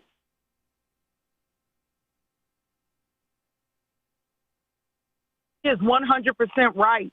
And, whether it is rural or urban America, anywhere that there has been a lack of services will be a place that you will see the disparities show themselves in the coronavirus outbreak. And so it is crucial that people take this seriously, and it is crucial that we also exercise our voices. And it's a shame that people in America, in Wisconsin, have to choose, to put themselves in peril, potentially. Yeah, Senator Taylor, I'm curious, going there to the election. For me, it was a big coup, basically by incumbents, to keep the election today. It's the old adage, the less people know about the election, the better chance the incumbents will have to win. What else was at play here today, and why was it so important, do you think, for the election to carry forward? Was it simply just incumbents not wanting the opportunity to expand the electorate, not making it easy for people to vote, and they rushed it through, or were there other things taking place on the ground? Well, I think it's been both. It's been that and even more. This started back at the beginning of this race, if I could be very candid with you, with this corrupt administration that I'm running against in Milwaukee. Literally, when I tell you that they gave notices out to the Hispanic community saying a different voting date for the primary, I'm not making this up.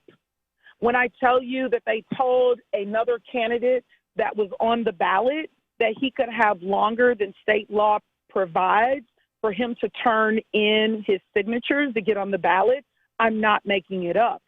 When I tell you that they closed the early voting sites, I'm not making it up. When I tell you that this mayor went in election sites both during the primary and the general, and even when he went to drop off his early vote ballot, that he did a press conference in that site, I'm not making it up. And when they told the media that they were going to do 12 sites instead of 180, and then they decided to do 5, I'm not making it up. When I tell you that this governor offered for the National Guard to come in and send more people, I'm telling you that they denied it, and I'm not making it up. When I tell you that the early vote location that the mayor at this time, my opponent went in, he went in it and said with a witness, I'm here because I heard that the turnout was really great. I had to come and see for myself. And he had been exposed to the coronavirus and his staffer that was driving him, and that's probably why they then immediately decided they're going to close that site at the end of the week. I'm not making it up when I tell you that people have normally gone in to help people in nursing homes and places where individuals are, disabled and somewhat confined so that they can early vote. I'm not making it up. When I tell you thousands of people have not gotten their absentee ballot, even though they've requested it 2 weeks ago, days after the mayor went in the early voting site, and they've not gotten their ballot yet, I'm not making it up. And those zip codes seem to be, ironically, the zip codes that, guess what, are people who look like me. I'm not making this up. And it is a shame, shame that, very candidly, if this was a Republican mayor, the Democrats would be, doggone it, up in arms all across. And so that is disturbing to me. That is disturbing to me.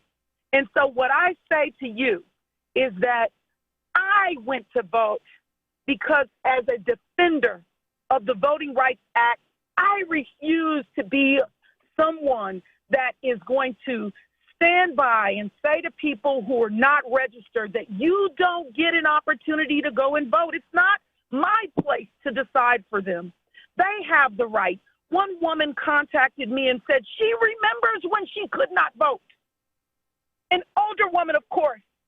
And she decided she was going to vote.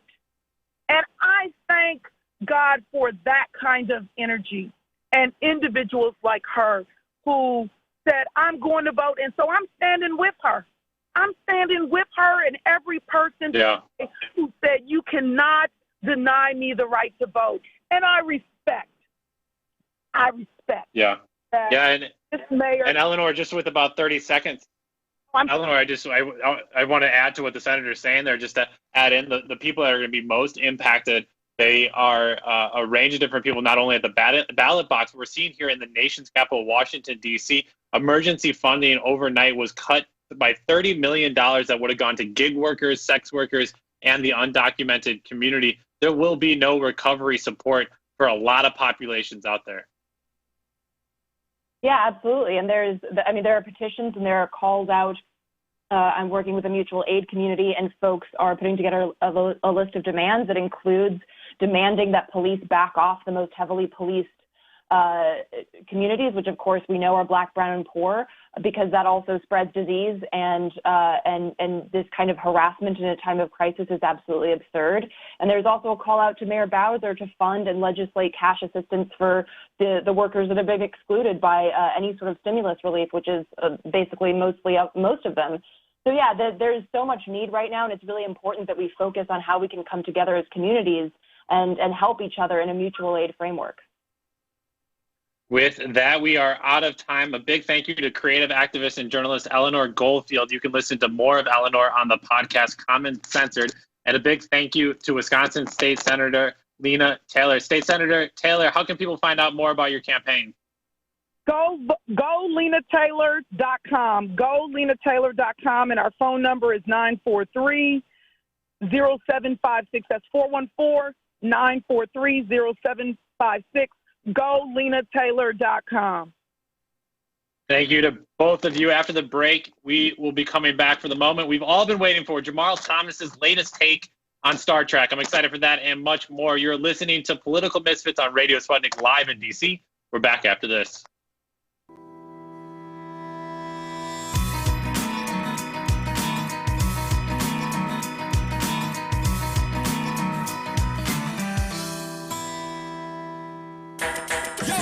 So, Sean, what do you want to talk about today? Well, Bob, that's easy. I want to talk about the need to stop the development of self-driving cars. Again, Sean, you're driving me nuts. I think the self-driving car thing's already out of the gate. No. It's never too late. See, now the leading experts in the field, I mean, just pick one, whichever one, leading experts have repeatedly warned us about the dangers of artificial intelligence. Look, I'm telling you, man, we have to stop the robots by any means necessary. I see what you did there. Yep. Tune into our show By Any Means Necessary daily from 2 to 4 p.m. Eastern Time on Radio Sputnik. And don't forget to call in at 3:20 p.m. to our studio number 202-521-1320.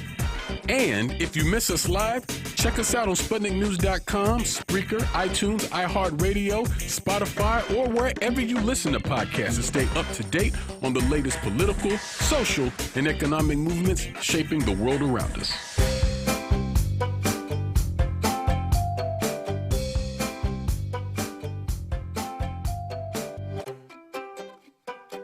Welcome to Political Misfits on Radio Sputnik, where we bring you news, politics, and culture without the red and blue treatment. My name is Jamal Thomas, here with my co-host, Bob Schlehuber. As always, your calls and tweets are appreciated. You can reach us at 202-521-1320. That is 202-521-1320. You hear that change in music. This is our politics and art segment. Typically, Bob carries this segment, but Bob and our immaculate co-host, Michelle, have turned the reins over to this segment to me for an uplifting moment in the midst of a fire.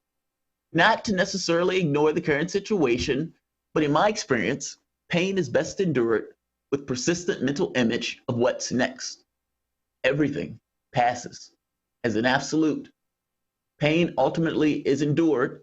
Endurance is bolstered by the knowing that it passes. The knowing is amplified by the vision of what comes after. For the moment, imagine what humanity can be. I've said at points that pot bolsters my heart center. So for some of you, if you need to indulge, take a moment for a 420 break. I'll give you a second. But for the rest of us, imagine for the moment what humanity can be. I want to discuss Star Trek, the show that gave us this grand, expansive, emancipatory, euphoric vision of an evolved humanity. Humanity grows up. We realize that societal ills are indicative of inequality, not necessarily an external given. We settle poverty, disaffection, strife between identities and countries at a gut level, ideological understanding, enshrined in the failure of the old world that the pursuit of profit is not the highest objective of a civilization. We realize that human development worthy is of pursuits, accomplishments done by one is not labeled as an issue of race, it's labeled as an issue of advancement of humanity itself. Education is free, encouraged, and every person on the planet has the capability and is encouraged to pursue the highest educational aspirations, realizing that they are an asset to society and by extension, the world. Again, we as humanity grew up. Not just Star Trek, but specifically, I want to talk about Picard. Now, some people didn't like Picard. Personally, I thought Picard was some of the best of what Star Trek could offer. People sometimes want this kind of static world, but the fact is, the reality is not stagnant. It evolves, including the Star Trek universe. Picard, Jean-Luc Picard, the icon, is confronted with his own failures. He is just a man, after all, iconic, lionized, but at the end of the day, just a man, an elderly, older man. This is not the Starfleet captain. This is a person who is out of Starfleet at this point, but still an icon, even in that particular universe. The Federation, as powerful as it is, its resources are not infinite. And it's not just an organization for exploration, it's also, by definition, a political body. More ethical, more honest. But there are people in a game space what requires of permutations in their behavior to respond to the various other civilizations that have their own cultural differences that must be understood, honored, and how we are must be adjusted in order to deal with them. This gets to my point about human nature. It conforms to the incentives of advantage in the environment that it is based in, based on the objectives it wishes to accomplish. Regardless of their evolved nature, they have priorities involving the honest best interests of humanity, again, evolved, and must practically deal with that in a universe full of vultures trying to do the same for their particular world. The Romulans had an emergency. Picard, ideologically driven, pushed the Federation to help and aid their enemy, sending large caravans of ships in order to migrate those Romulans from the planet to which they were in to other planets throughout that particular galaxy. While doing this, Mars was attacked. The Federation blamed the caravan effort for Earth's ill preparedness and pulled back its assistance. Now, this left Romulans on all of these various worlds without the help of the Federation, even though the Federation had promised it would give its help. Now, Picard is being confronted by this. There's a Romulan first movement that's evolving. Picard is on this particular planet that he was on at one particular point where he had promised all of these things and it went to pop. Picard is confronted in a bar. He goes in. It's a Romulan first bar, Romulan only bar. He goes in as a human being and he confronts these Romulans. Let's hear the clip. No one asked for your pity, Picard. Just as no one asked for your help. You and Starfleet had no understanding of Romulan ingenuity, resolve, self-sufficiency. You took advantage of us at the very moment where we doubted ourselves, enticed us with your empty promises, and did everything in your power to scatter, confuse, and divide us. That is not so! I promised you. You promise? Promise. Give him your sword. Yeah, give him your sword. They were about to kill him. Now this is politics. This is politics. This is effectively a party, a Romulan's first party. Now, why is this guy this angry? Would this guy be this angry if they were in a situation of abundance? No, he wouldn't. All of this has everything to do with the environment that these Romulans were left in when the Federation pulled back its assistance. If you were on one of these planets where you were left in poverty and strife, how do you and do people act? You have a situation of competition. You have a situation of not having the access to their needs and resources. Individualism, rugged individualism. I got mine, screw you. The political factions started that were created were basically Romulan first, creating this kind of revisionist history about what took place, blaming the Federation to some degree for Romulus being destroyed.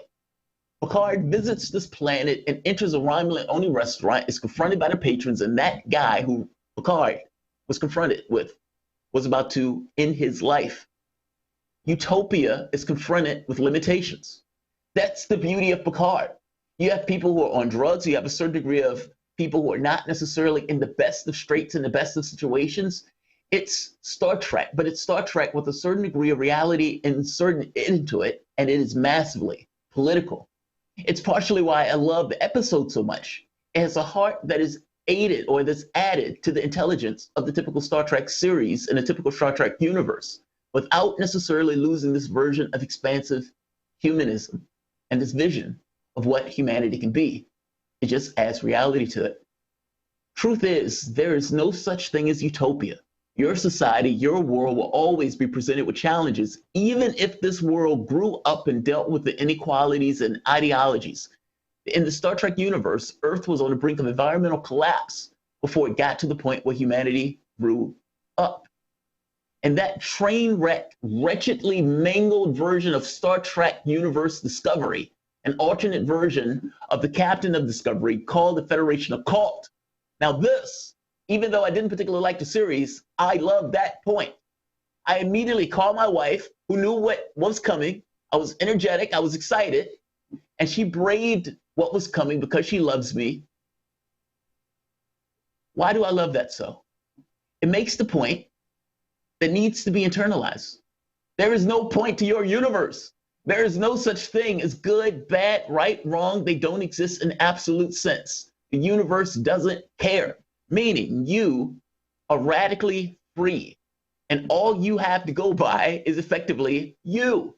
And of course, the other conscious beings that are around you in this particular game space. But ultimately, you and those people decide what you will dedicate your existence to.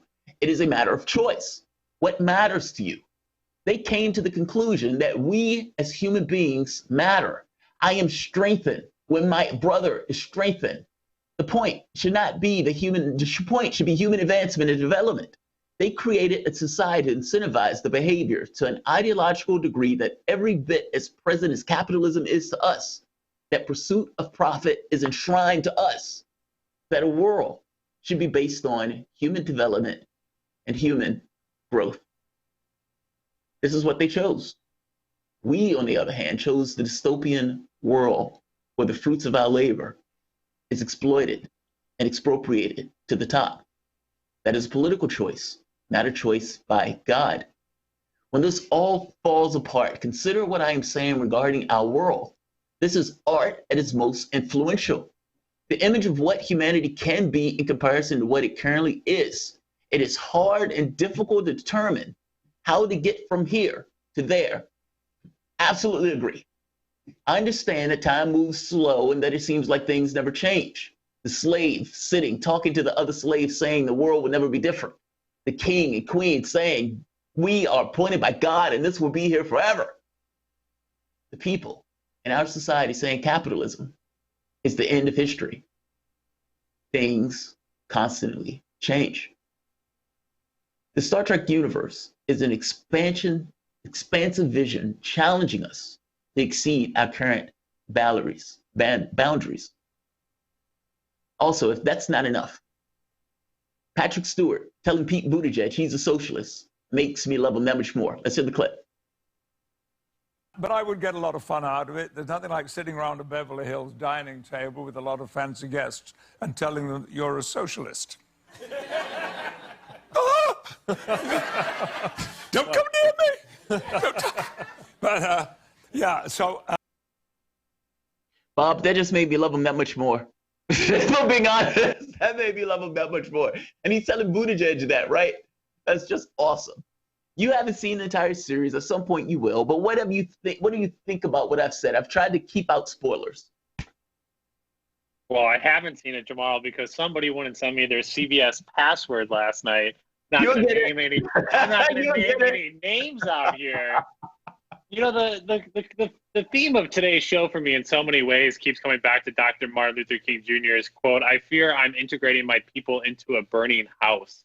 And so much of the recovery in American government coming to the rescue in their heads of people, you're basically saying, we'll help you, but we're going to put you onto a completely broken system that does not care for you whatsoever. There are no efforts that are going to transform capitalism, at least in an American corporate neoliberal government sense, that all of a sudden allows for the structures we have right now to start caring for people or actually give people the proper care or aid. And I think ultimately that's kind of what I think maybe some of the show was getting to with Picard, was that he was trying to offer these alternatives, give people resources, bring them into the larger fold. And there was such pushback on that because people didn't trust those people. People had different mindsets of who those people were and how they would impact them unless we create a new, and I think that's why it's so important to have this weekly segment where we look at art and the power to give people new vocabulary and to give them the imagination to even see what else is possible, Jamal.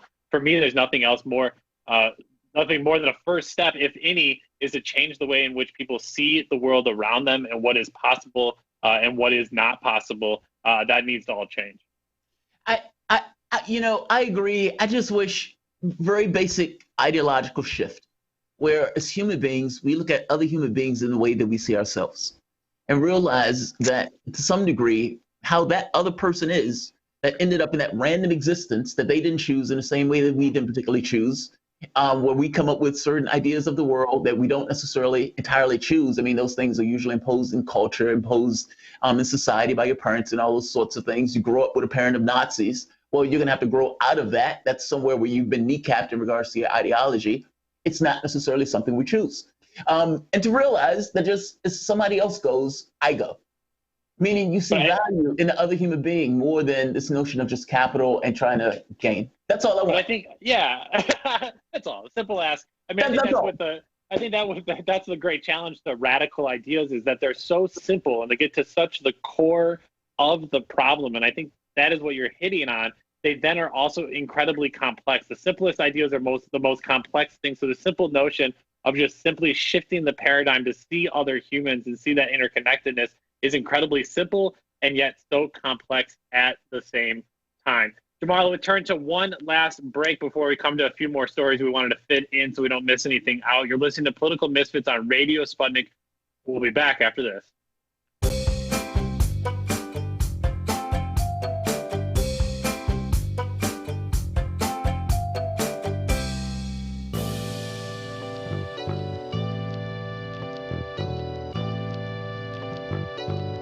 What's the most important hour of the day? It's the Critical Hour with Dr. Wilmer Leon.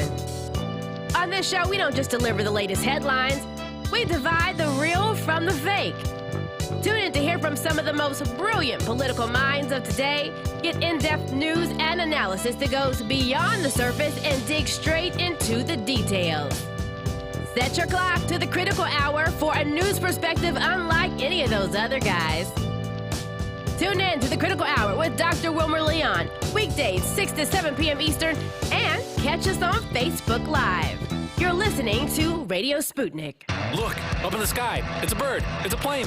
It's a Tic Tac UFO, man. Just like the one the U.S. Navy caught on video in 2004, but only came clean about it last year. No, I'm pretty sure it was a bird. Whatever.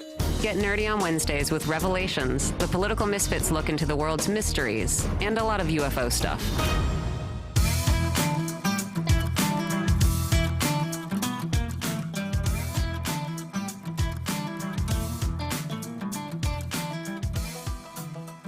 Welcome back to Political Misfits on Radio Sputnik, where we bring you news, politics, and culture without the red and blue treatment. I'm Bob Schlaber here with Jamal Thomas. Just a handful of minutes left here, quite a few different stories. Jamal, I'll first start with the UK. The judge there has said Julian Assange's trial on May 18th, his next extradition hearing, must move forward. They are not going to delay the hearing, and he is not going to be let out of jail anytime earlier than that. His team had asked for the delay as pandemic lockdowns are preventing them from contacting Assange and preparing his defense. Assange's depression is also going untreated during the pandemic, which makes his interaction with his team even more challenging. They'd asked for a delay in order to be able to prepare with a client who they can actually see and who is healthy as he can be. But as that's not what the British court seems to want in this case, the request was denied. Jamal, it seems like the goal is for Assange to die in jail. They're not going to let him out because of depression, of COVID-19, and they're basically not even letting him prepare for his own defense. We saw stuff like that in the court cases over the last month or so, where Assange, even in the courtroom, was getting hassled by the judge when he wanted to simply confer with counsel off record. You know, I think as a rule, the very least it seems to be, as a rule, that any change in society where you're trying to reverse something, even if it's something good, even if it's something positive, even if it's something in regards to the masses, let's say, for example, like civil rights, that there's always a physical toll to somebody or to something in order to make that change work. It's almost like there's a pound of blood that you have to give. Like Martin Luther King getting, harassed by the cops, where you have dogs biting at him and whatnot, or the people being beat up as they're crossing the bridge in Selma. Well, it's almost like that's the thing that is necessary in order to get some level of change in society. It's the weirdest aspect of our society, but it seems to be true. Julian Assange is an aspect of that. I mean, ultimately, they're just trying to punish and torture the guy over a course of time because they're angry at the information that he let out, trying to make this point that this is what we're willing to do to you if you're trying to expose the truth.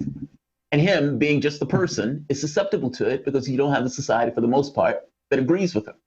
You know what I mean? It's so bizarre. And I think that's the tough part, right? Is like if somebody like Assange was to die in prison, you would need some type of uprising of people that were being responsive and following his case and really understanding how it impacts him. My greatest fear is I don't think people realize what Julian Assange was doing and how that's an assault on basic First Amendment principles, on open democratic journalism, on open media writ large. And if they're able to kill him off without a response, I think that seems to be their goal.